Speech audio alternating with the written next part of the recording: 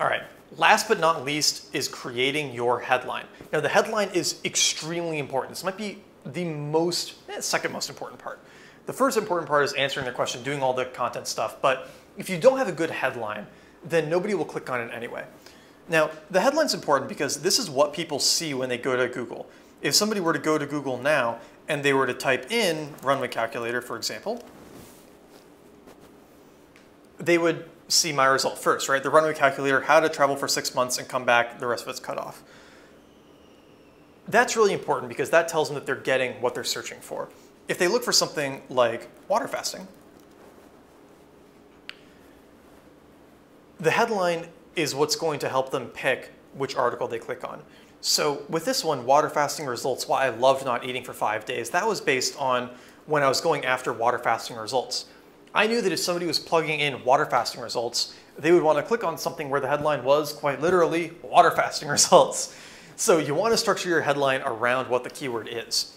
Now, for some keywords, that could be just the keyword itself, right? So for this one, it was water fasting results and then an additional piece that gave them a taste of what the results were, why I loved not eating for 5 days.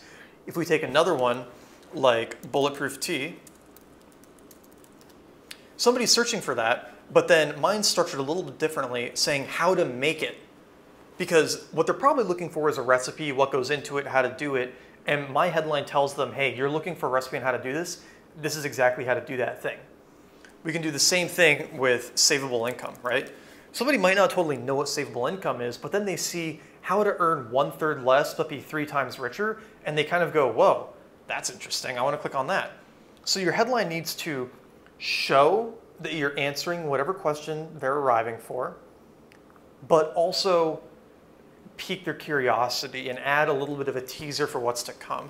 And this will become easier with practice, but what I recommend is, and you can do this in your spreadsheet, but come up with a bunch of different headlines and come up with at least 10, 20, 30, and keep refining them until you find one that sounds both the most clickable and exciting and also the most informative. Now you can use clickbait, right? Like, you won't believe my 5-day water fasting results.